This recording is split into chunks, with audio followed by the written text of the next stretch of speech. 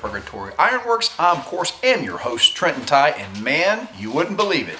I happened to be perusing the comment section, and after the 9/11 video, I'll tell you, that's a dangerous thing to do, but buried beneath all the rubble, I found one golden comment and a question that I wanted to bring up here on the video.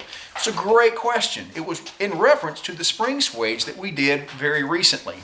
And the question was, when you're making your spring swage and you have that spring on the side, where it attaches to the actual tool, isn't there a risk of that high carbon steel cracking away from the main tool? Excellent question. Way to think on your feet. However, the problem is that question is in error because of some assumptions that are clearly made by people that hear spring swage. And it's not their fault. It's a failure of the educators to make a delineation. If I heard the term spring swage, it would be absolutely legitimate of me to think, is the steel on the side be made out of a damn spring? Guess what? It's not. It's normally mild steel. Almost every swage that I have in my shop, like this, that is a spring swage, is not made of spring steel at all. It's all mild steel. The term simply comes from the fact that it was springy, not necessarily that you were using some sort of high carbon steel for your tool. So the answer to the question is you usually don't have a cracking problem because they're not dissimilar metals. They're the same material. It's all mild steel, so cracking or breaking, as long as your welds are good, isn't a problem whatsoever. Which got me thinking and brings me to another great point. Check this out. It is what's left of a hot cut from the 1800s. This is wrought iron, and this guy was originally this long. It has been used so much that the back end has been mushroomed over and it has been ground down to a nub. This was clearly a production tool. But here's the thing, it's wrought iron. Why in the world would they be using such a soft material? Well, it's because back in the day, steel was hard to come by. It was very labor intensive to make, and guess what? The wrought iron, even though it's softer than our modern mild steel, did the job. These tools were normally consumables. They were things that would wear out and you would throw it away and make another one. That's how it worked. So here's the concept, and here's what you beginners should take away. If you're making hardy tools or tools in general, it's okay if you make them out of mild steel. In fact, as a beginner, I seriously doubt that you could make any tool that you're really going to wear out because you simply don't use it enough. Par exemple, 10 years ago, I made a tool, and I'm going to show it to you here in a moment.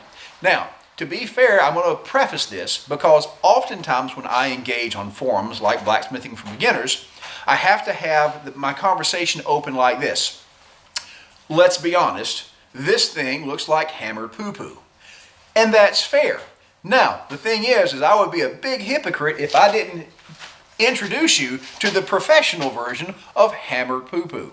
This is a swage that I use very often in the shop. It doesn't even have a proper bolt. I couldn't find the nut or the right size bolt for it, so I simply bent it up. This is the epitome of what a piece of professional poo-poo looks like. However, this piece of professional poo-poo has been working in the shop for over 10 years to the point that the top of this thing is actually mushroomed over. Take this into effect. Check this out. I have used this so much that I have mushroomed over this mild steel, but if you look at the faces are undamaged. This is all mild steel. This is a piece of 1.25 inch by 3/8? Yeah, 3/8 with a couple of pieces of 3/8 round rod welded there for teeth, basically. It's lasted for 10 years, and there's a lot that I do with this tool. If you've ever watched my leaf making videos, this is normally the tool that I use. Almost every leaf and every incision of that particular diameter, I use this tool for.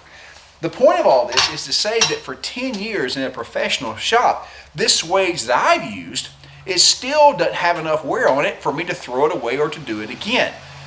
How awesome is that? So here's the thing. And this is where answering questions get tricky because what's true in one thing the truth may be misleading. If you ask me, hey, should I make my hardy tools in spring swages out of a higher carbon tool steel? The answer is, if you have the opportunity, yes. It will be tougher, it will last longer. It is also true that there's really no need to, because as a beginner, you're not going to do enough work on it to really test those limits. And if you did, all you have to do is make another one.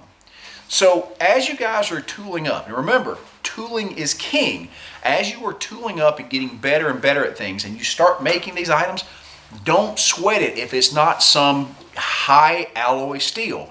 Use the mild steel that you're getting from your local welding supply shop. And again, I'd be terribly surprised if any of you could wear it out enough that you'd need to remake it. So take that anxiety off your plate, go get you some mild steel and go to work and make good blacksmithing stuff.